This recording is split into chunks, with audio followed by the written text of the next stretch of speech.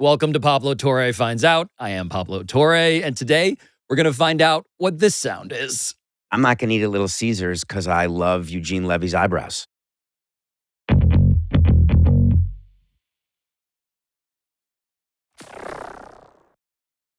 Different vibes I'm getting from you guys right now.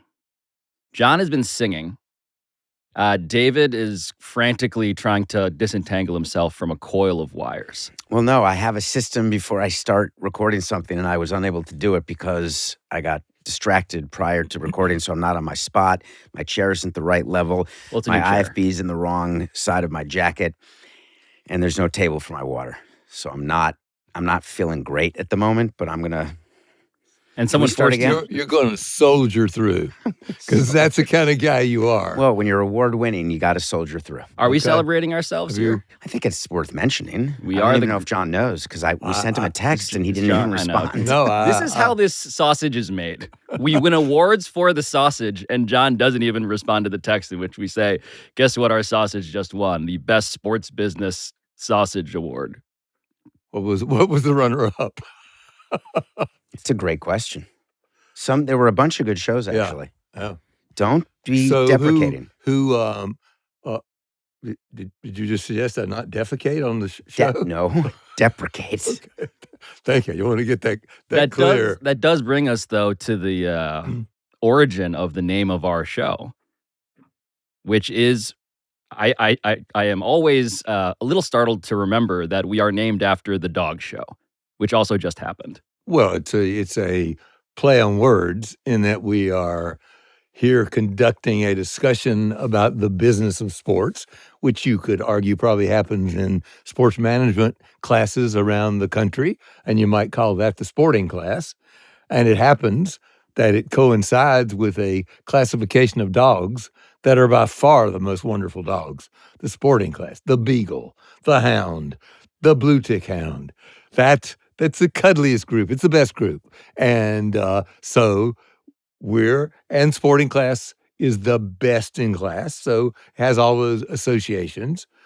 By the way, I do believe I came up with the name. So I get to say what it represents with the cooperation and collaboration of my two friends here. There was no cooperation or collaboration. There was not. I just said I this don't know is the why you're name. saying Yeah, that. I just showed up here, and I was like, I guess You this is said what we it's the call it. name. True.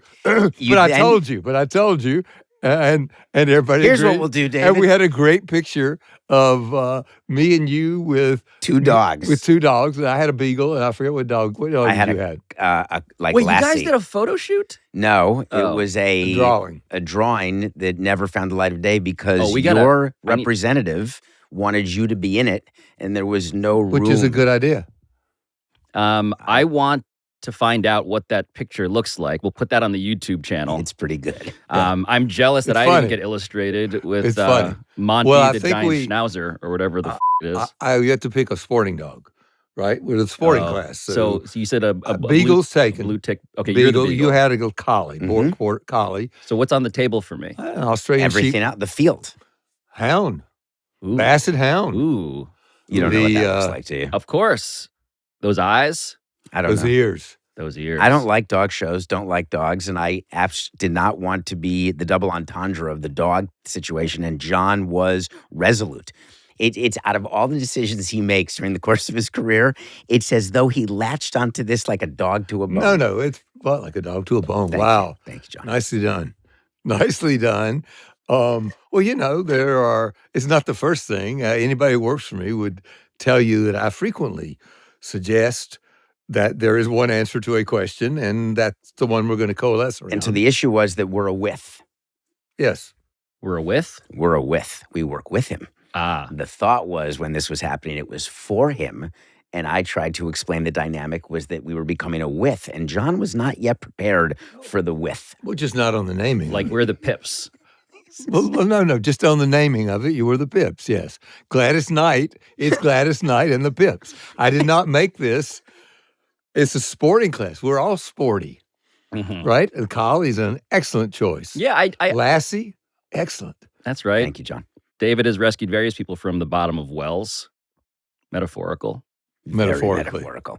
I went to the Javits Center, by the way, not for the proper dog show, but for a Meet the Breeds event. I had a Sunday, and I had Violet, who is almost 5, and I took her to go see and meet the breeds with a friend and his kid.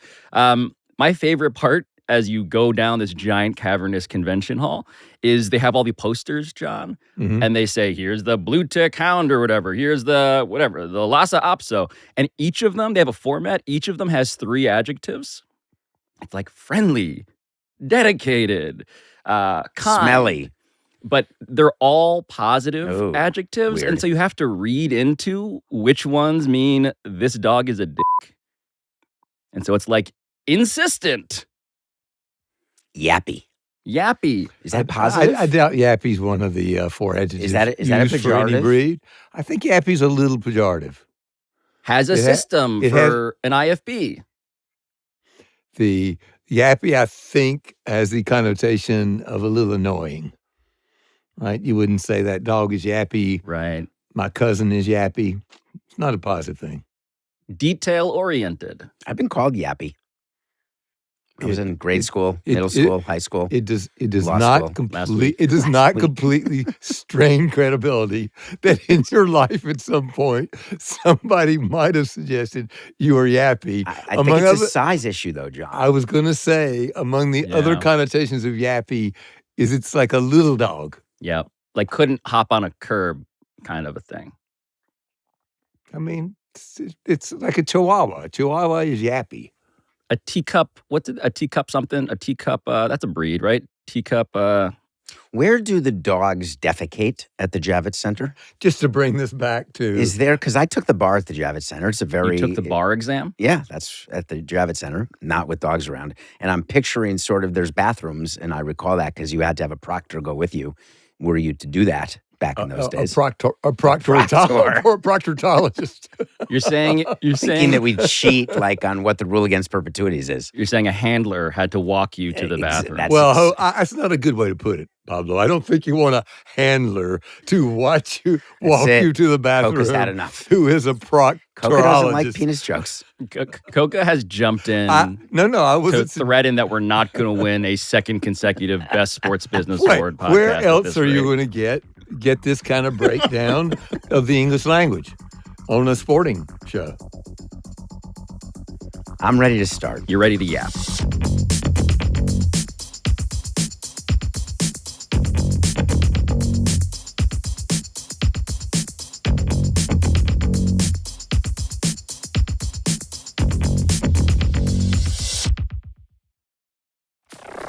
I think we should do one of my favorite exercises with you guys, which is a bit of press release post-mortem.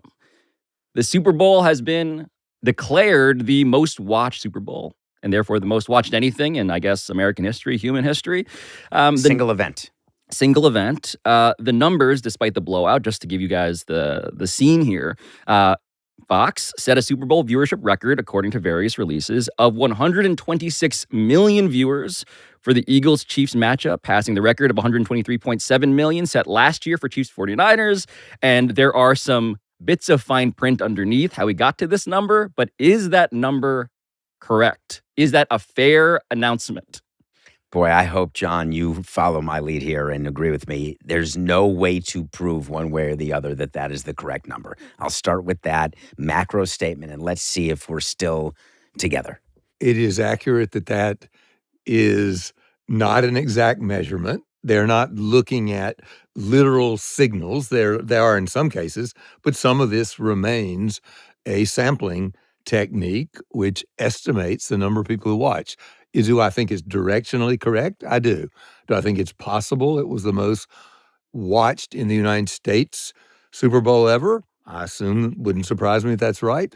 And when somebody said it's the most watched single event ever, it's the most watched domestic event ever, right? Yes, The U.S. single event. The U.S. Super Bowl is a fraction of the worldwide audience for the World Cup final, which is billion something. It reminds me of that famous New Yorker illustration of the view from 8th Avenue.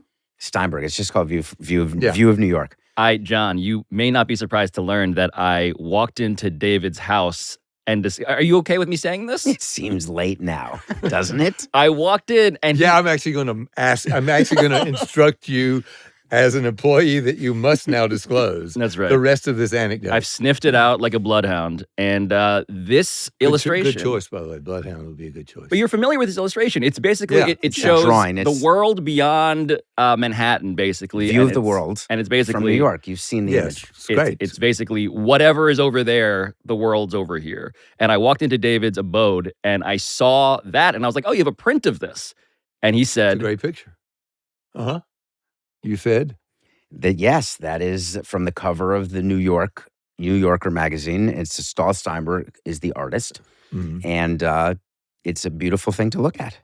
But you have the one. Are you not okay? Now, are you worried about being robbed now for this? No. But there are a few different sizes of the original, but I do have one that I'm very proud to have acquired back when my remuneration more reflected my skill level.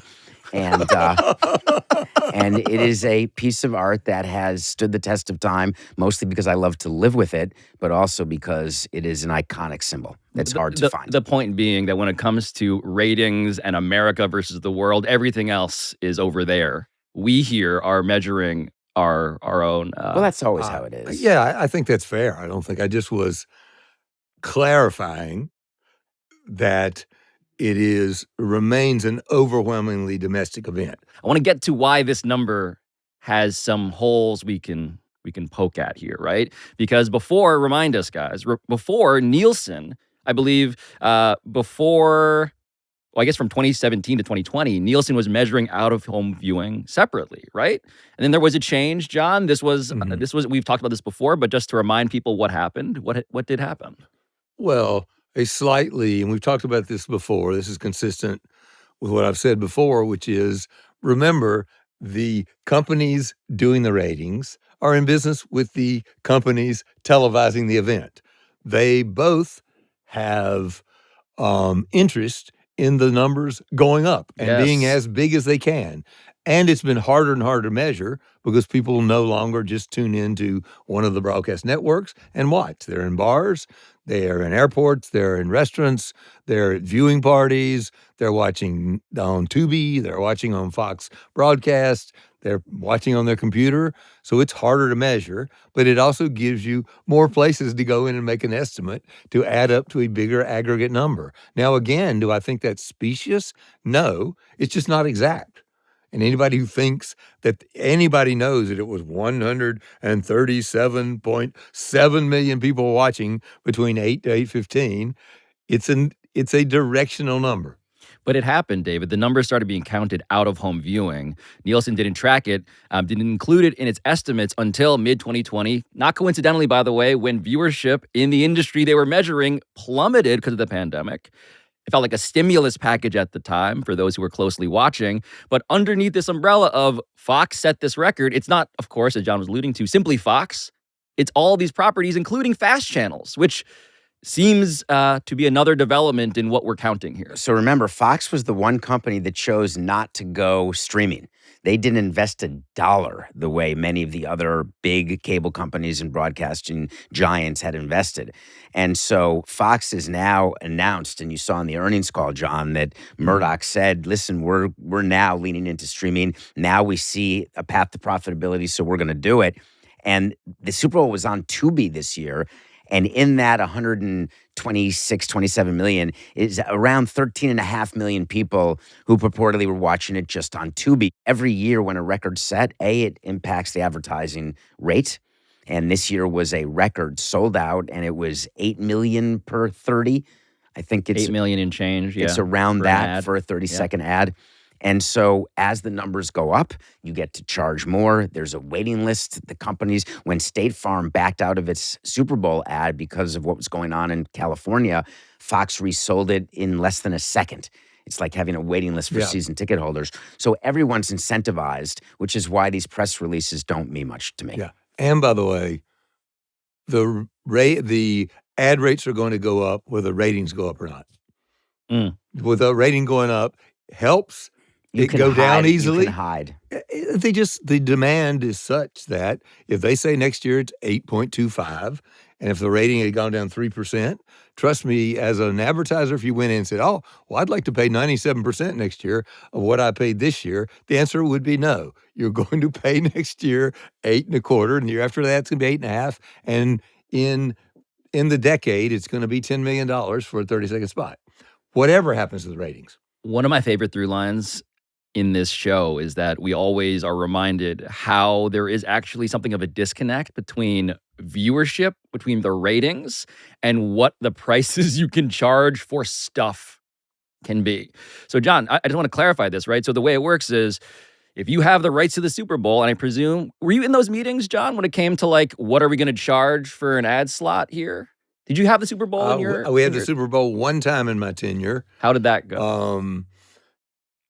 And it was the Super Bowl that was played in San Diego between the it was a Super Bowl that the offensive lineman crossed over into Mexico. Oh, the Raiders. Robbins. So that the was Raiders, Buccaneers. Yeah. Raiders Buccaneers, because that was John Gruden Robbins, yep. with the Buccaneers after he had left the Raiders, correct? And the Buccaneers spanked them, right? I don't. The Buccaneers recall. won 48-21. Oh, pretty close to this year's score. This was 2003, but Gruden was the coach. Gruden beat the Raiders, correct? Yes. And yeah, we had the Super Bowl. I cannot remember what it cost at that point for an ad, but probably less than half of what it costs now.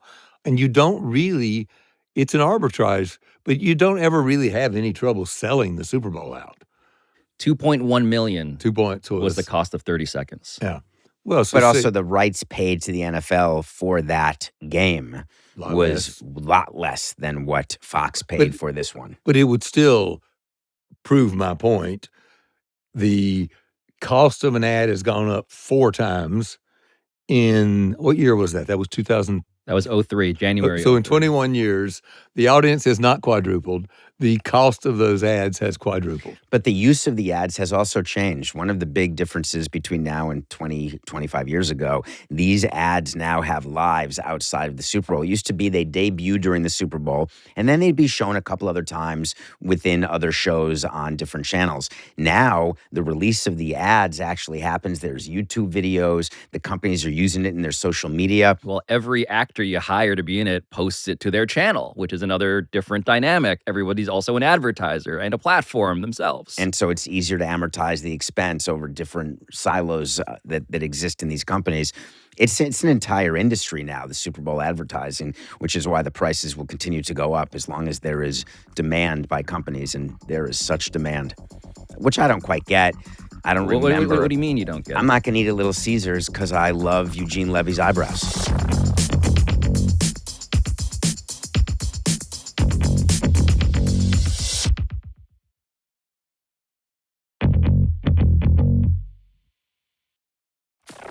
So can we talk about that actually? And by the way, it's funny that there were 2 separate commercials involving like eyebrows and mustaches a mustache flying off. I conflated it during a Nothing Personal episode where I thought it was 2 sets of mustaches because his eyebrow looks so much like a mustache.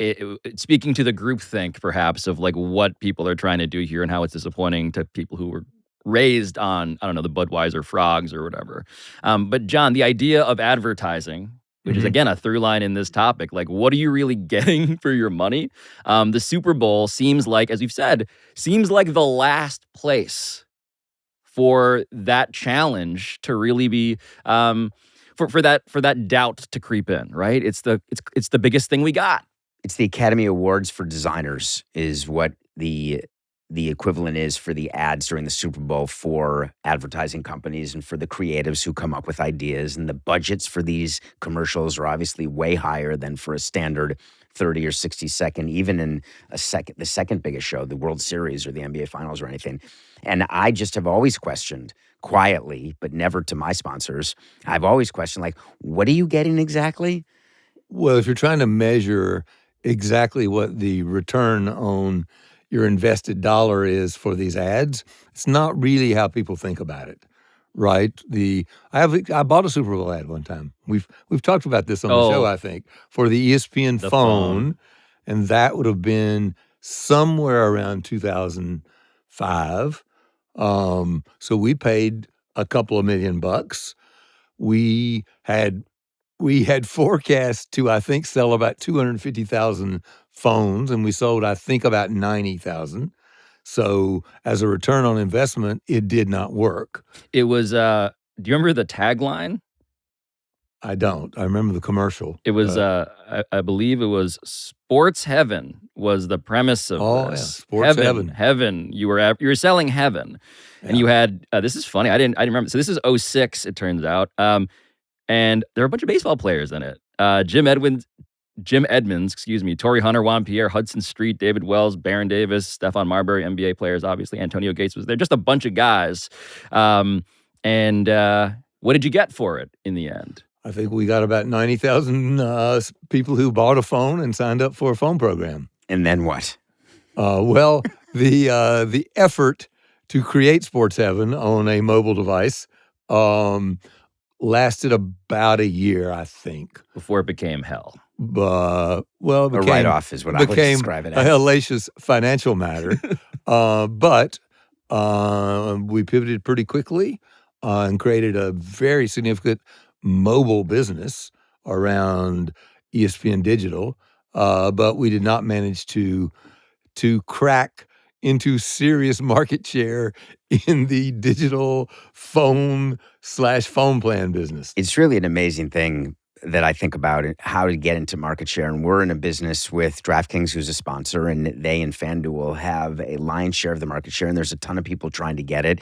It's the old days with the rental cars, with Hertz and Avis, and people trying to figure out how to get into the top two, or Coke and Pepsi. How do you do it? What do you do? And brand awareness is one way you can budget to spend money, not to move phones or not to sell cases of your liquid, but to make people aware of it. And I've always questioned that expenditure because you want to let people know what you have, but you want to move phones. You heard what John said. They wanted to move 250,000 phones, but there are people within Disney who said, let's just get people to know what that means. Well, it was the introduction, and it is the best place in the country to introduce a new product. Oh, yeah. Steve Jobs did this famously. Yeah, with Apple. With the Apple ad that was the sort of sledgehammer. Leni Riefenstahl, it was an black iconic and white commercial. It was widely viewed as a failure. Was it? This is 1984. It was viewed as a failure at the time? Yeah. It was viewed as a sort of gigantic expense that kind of fell flat because it was a little too intellectual, a little too highfalutin, and people didn't react particularly well to it. At least that's my recollection. I could be wrong. Wall Street analysts are willing to have one earnings period where you can dismiss that it was just brand awareness, these expenses. They didn't have to actually have any sort of ROI. But once you get into like quarter two or year two of your plan, you better show that you're moving phones or that you're doing something to actually bring in money, or else you're going to lose. Though interestingly enough, who I'm a skeptic about many things, I'm not skeptical about the value of buying an ad in the Super Bowl. It clearly gets the country's attention for a short period of time. I read about the ads and a ranking of the ads 4 days before the Super Bowl. They now release the ads. Well, that's the other Everybody thing I pays don't attention. like that part. You get a lot of digital. You get a lot of views. They post a lot of stuff now. I think if you can afford it, it is a great way to announce a new product, a great way to remind people you're the leader, which is why people like Budweiser are there. It's not a great way to show an next week return on investment in the grocery store or the... If I played a game with you right now, which I don't think we're equipped to play with our lean, mean staff, but if we showed a video of 5 ads and had 5 companies where we blacked out what the company was, and you had to match 5 ads to the 5 companies, I do not believe you would go 5 for 5. I don't believe I would go 5 for 5. And I believe most people would not. No, I think you're right about that. It is always surprising to me. I just said that conceptually, I think it's a good thing to buy. You then are wasting your money when you make a commercial which is completely and utterly undecipherable, where you have no idea what they're advertising. I was on a long flight, watched a couple of movies. Every time I watch a movie, you get served 4 or 5 ads. I got served an ad called Will Be or Will Buy or something. over and over and over every time. Clearly, it was effective. And I have no idea what they were advertising. It was an app, has something to do with transportation, I believe, but I have no idea. Do you remember the movie you were watching? Because I watched a pretty mediocre movie. And you don't know the title? Yeah, I do know the title, Daddy-O, starring Sean Penn and Dakota Johnson. I liked it. They were in the cab the whole time. They were in the cab. It's all right. I was very entertained, and I actually watched that on a plane also. Yeah, well, that's the only place. I think it's your own. Yeah, I don't think it was in the theaters. I have not seen it on the streaming service. It was very inexpensive to make. I am only shocked, 2 actors. Shocked to hear you guys have different views on the same thing. No. By the way, what this does mean more than anything is we fly too much, because I will kid you not, I look at all movies. I go from A to Z, and I've seen every one of them that I want to see. I then rewatched an hour of Moneyball again, just because it's a great film, ever entertaining and great. Did not think it would work when I first heard of them adapting Moneyball. I was like, how are you going to do this? And they hit it out of the park, as it were. It's a perfect really movie. great. The jealousy toward Billy Beane in owners' meetings after the movie Moneyball was palpable. Oh, the movie, not the book. Oh, no one cared about the book. And no one cared about the movie until... They cared about Brad Pitt. That's it. It was insane. It was... And this was not sort of jocular. This was real. Why were they mad? Because... It's nothing but good. It's good for baseball. It was offensive to many in the room that Billy Beane would forever be associated with Brad Pitt. Was their whole thing like, Billy's not that hot? Yes. Oh, no, that was 98% of it. With all due respect, how many people, I mean, Brad Pitt would get no roles if he couldn't be hotter than the people he's playing. No, but he often plays fictional characters. Also, grading on the curve of baseball general managers. He is Brad Pitt. No offense. But not really. So that's also way overblown. There was nothing in the movie about Miguel Tejada or Tim Hudson. Okay, we're not going to relitigate. But I would like to say that what the owners were happy about in President GMs was that Jonah Hill was Paul DePodesta. That made everyone very happy. God, are we terrible. It's like a middle school. It's with a bunch of rich people who own teams who act like children.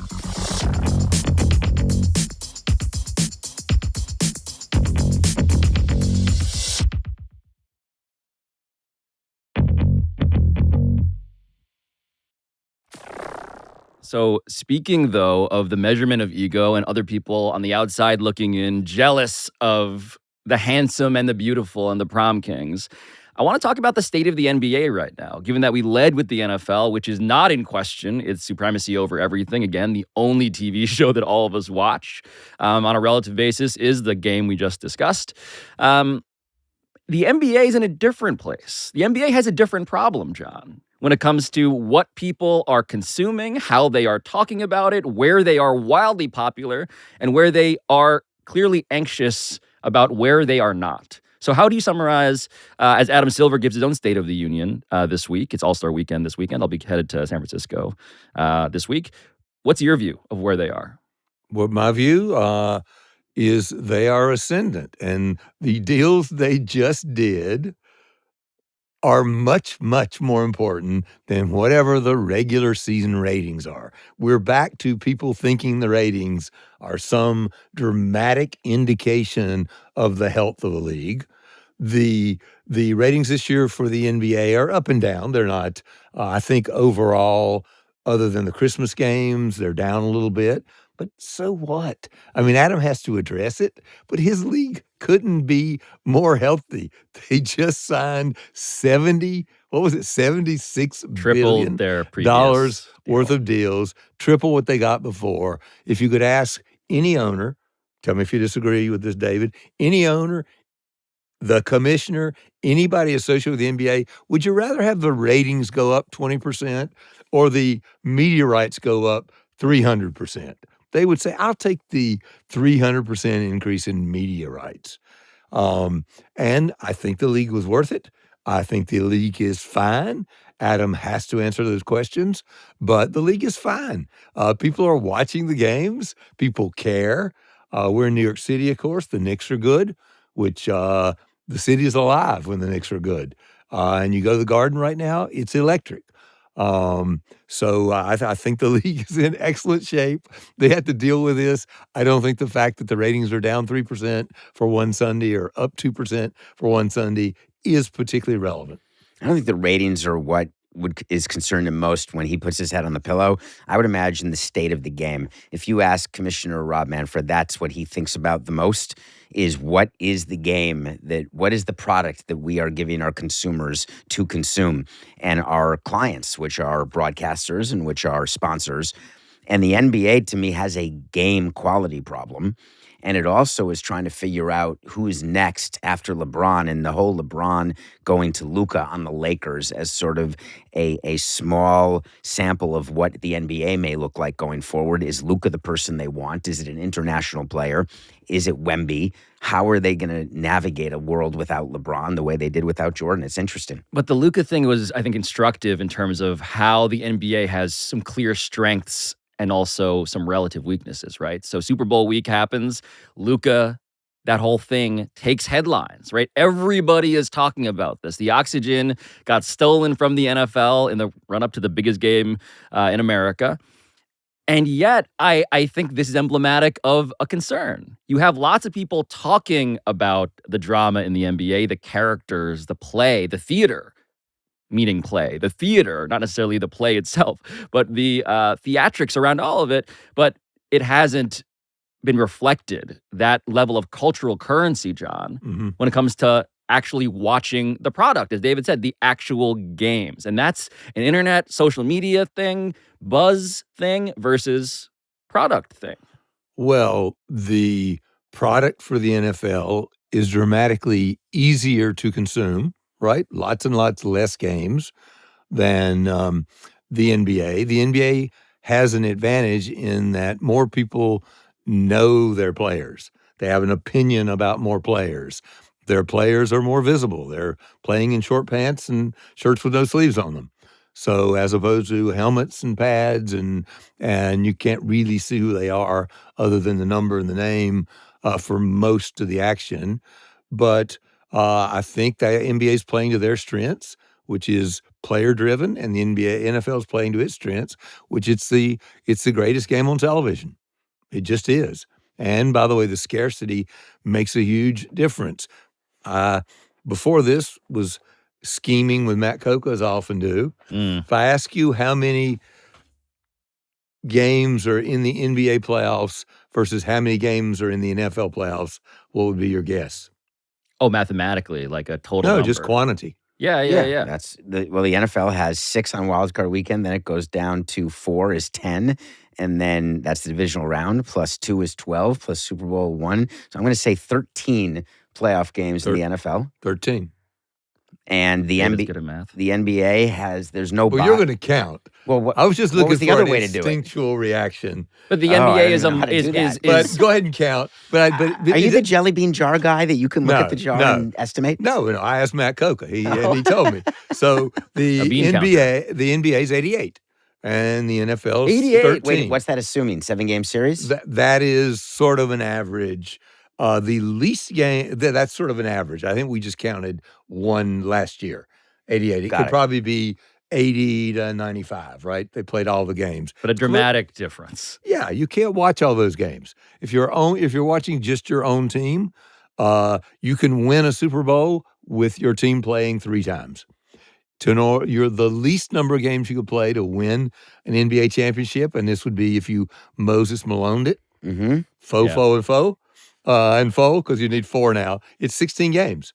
You have to win 16 games. You might have to play another 12. So you could end up playing 28 games, which is more games than any NFL team plays in an entire season. But John, you were the person at ESPN who was famous for increasing the value of this specific package. Yeah, no. And did you and wanting more rounds, Yeah. and wanting the first round to go from 2 of 3 to 3 of 5, then to 4 of 7. But Well, who's the same counting? thing is all true of the NFL. It just has less of everything.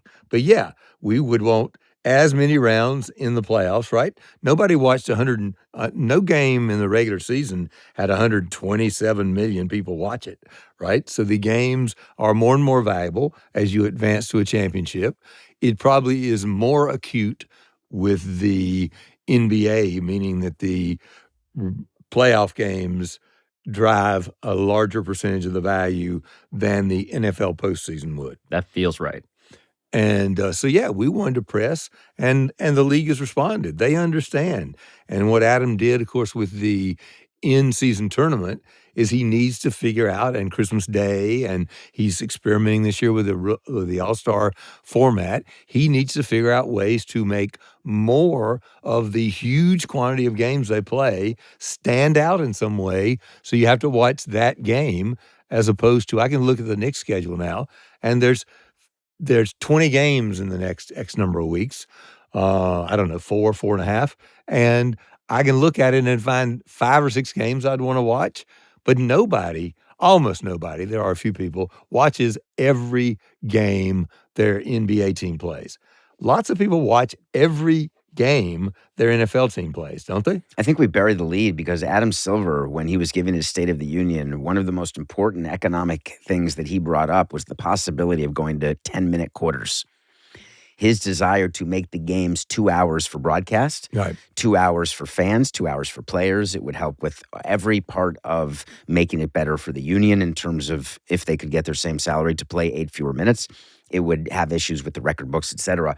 But his claim is that the broadcasters were very interested in the 2-hour window the way they are for soccer, and that the 2.5 to 2:40 that is an NBA game now, it felt like he got pushback during negotiations, and I was surprised by that. Wait. He got pushback as in they wanted to keep the status quo. No, meaning that he, like in baseball, when the games went too long, the broadcasters were saying, listen, it's screwing up our windows. We can't have 4-hour games. And NBA games at 2 hours and 40 minutes, let's say average, he was basically saying that the broadcasters had given him an indication that a 2-hour window would be favorable and better for them. And Well- I didn't necessarily understand that. Well, it's a problem. It's not a big problem for ESPN. It's a bigger problem for NBC because, right, they're trying to get their local news in, and the broadcast networks still care about the block of time. The predictability of Yeah. But that it's so block. different now. It used to be that shows were 52 minutes and that they started at 8 and ended at 9 on your NBC channel. But now when you go to episode lengths, we're used to a 42-minute or a 48-minute or an hour 3. We don't But- really think about it yeah. much. I certainly don't. Again, if you wanted to decrease, I personally would not change the quarters. I would change the amount of timeouts, and I would change what happens at the end of the game. They got to figure out a way. It's worse in college basketball. You got to figure out a way that the last minute and 12 seconds doesn't take 16 minutes to play. It's the number one. Every non-diehard, hardcore NBA fan I know, the reason they don't want to watch basketball with me is because the end of the game is boring. It's so long, and they take so many timeouts, and there's so many reviews. Somehow they got to figure out that it's another great thing that's great about soccer. There's no way to make the game much longer. You got to actually play. To me, I would say you only get, I'm making it up. You only get one timeout you can keep to the last 2 minutes. That's it. You don't get to keep 4 timeouts so you can score, call a timeout. I'd like to know. Well, it's about advancing the ball.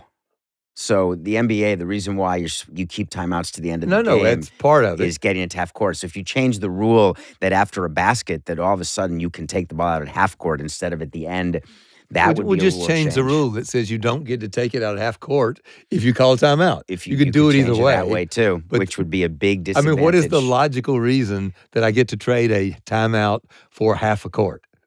The reason is that you have a higher percentage chance. I know, I understand, but what is With the less logic? time. What is the logic of saying, oh, well, if you call a timeout, you advance the ball to half court? Why don't you just say you still have to advance it from the other side?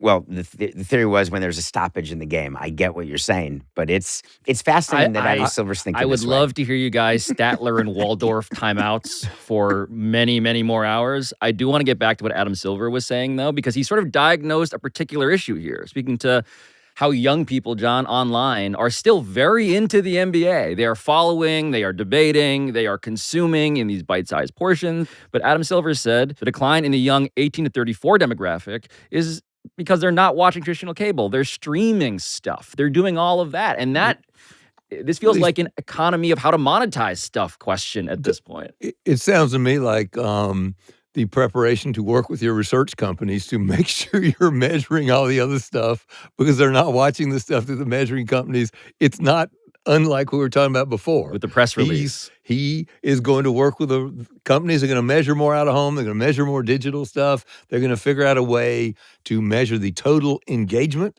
numbers with the NBA. They're going to be higher. And problem solved. His problem there is only PR. It's not business. It's only PR. I had an amazing epiphany the other day, and it was a bad one.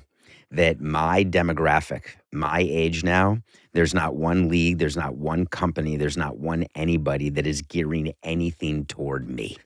Well, there's a reason for that.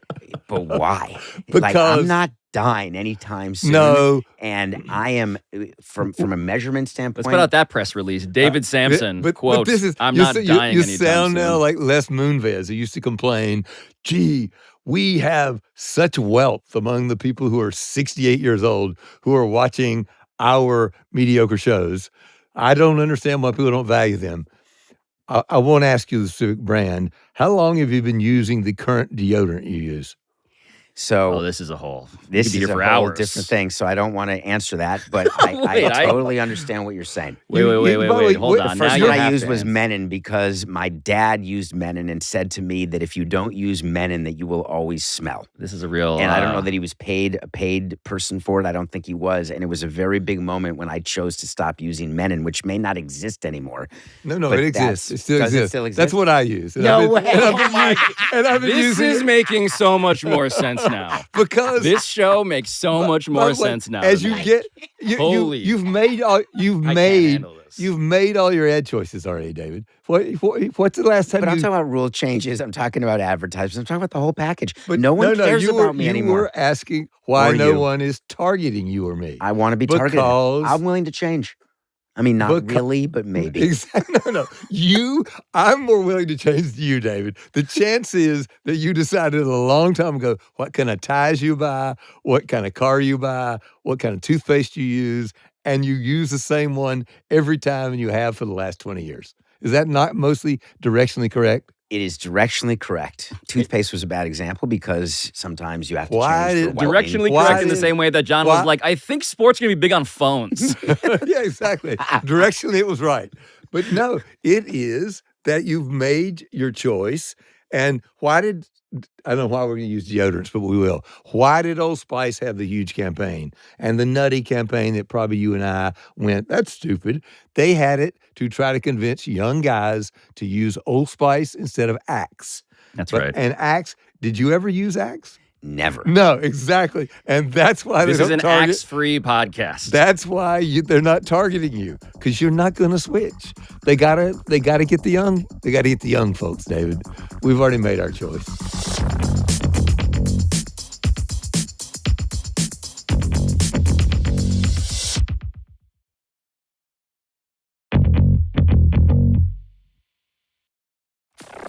I don't know where we are with time, but I have one more Adam Silver issue that he's got to deal with. It's an existential He's heading question. into Where are the- we with time? He's heading into the All-Star weekend. And I think you may be going to that or you may not be. Yes, I may already be there. But you may already be there, which is even cooler. And the All-Star game is something that he's trying to figure out. They're doing a new change this year. And I can't wait for us to review it on a future show. There's 4 teams now, and there's going to be some sort of tournament style. Plus, there's a slam dunk contest with 4 guys that no one can name, including the 2-time reigning champion. And Adam Silver, like the other commissioners, they sit around. And I was thinking of this when Rob Manfred was in the box at the Super Bowl next to McCartney or 5 away.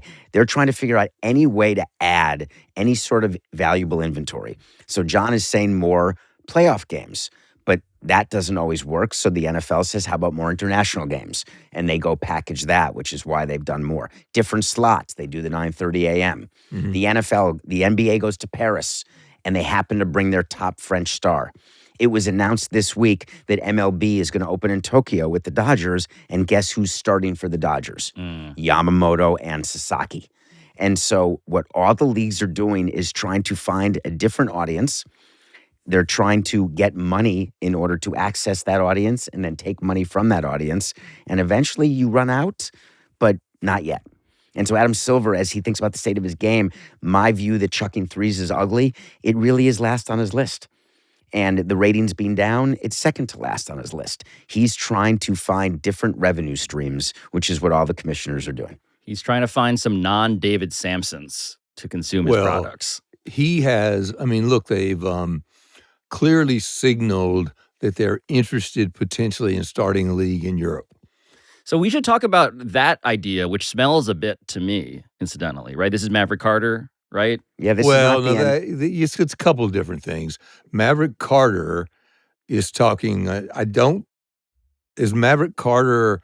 I think was working with the Saudis to figure to raise out $5 billion to create a competitive non-NBA global basketball league. Yes, it was a live golf of basketball.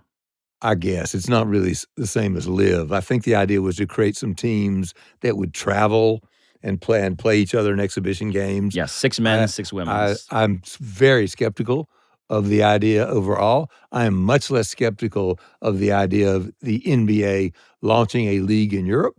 I do believe there's a difference between what the NFL is doing with their overseas international games and what the NBA is doing. The NBA actually is planning to go to Europe. And when they go to Europe, it will be NBA Europe. And Europe will care because Europe cares about basketball. There is no shot. The NFL already tried to start a league in Europe, and I think they got a little traction, not much. I think they get a lot of traction for the traveling, and I don't mean this in any pejorative sense, for the traveling circus. They're going to take that down to Australia next year. It'll be a smash. Are they going to launch an Australian league? I don't think so. Ireland? They're going to Ireland. They'll do great, but it is not in advance of a new NFL Europe league.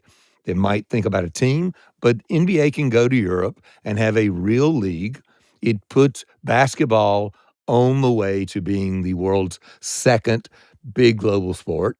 I heard some people next to me in the lounge waiting area asking what was the largest sport in the world and what was second.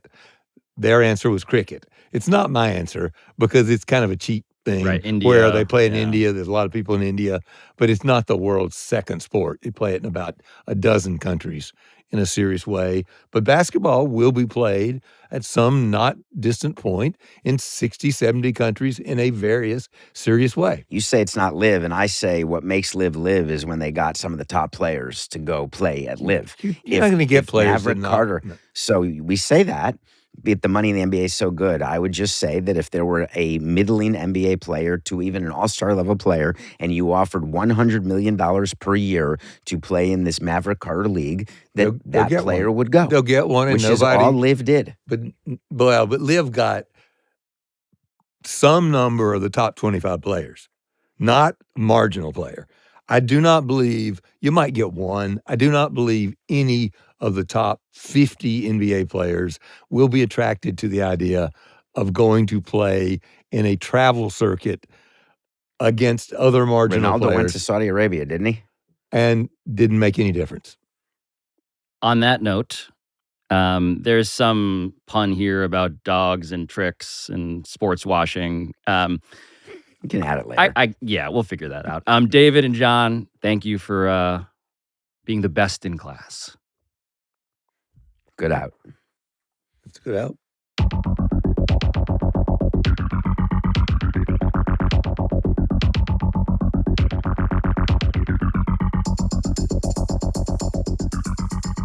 Pablo Torre Finds Out is produced by Walter Abaroma, Ryan Cortez, Sam Daywig, Juan Galindo, Patrick Kim, Neely Lohman, Rob McRae, Rachel Miller-Howard, Carl Scott, Matt Sullivan, Claire Taylor, Chris Tuminello, and Juliet Warren. Our studio engineering by RG Systems. Our sound design by NGW Post. Our theme song, as always, is by John Bravo. And we will talk to you next time.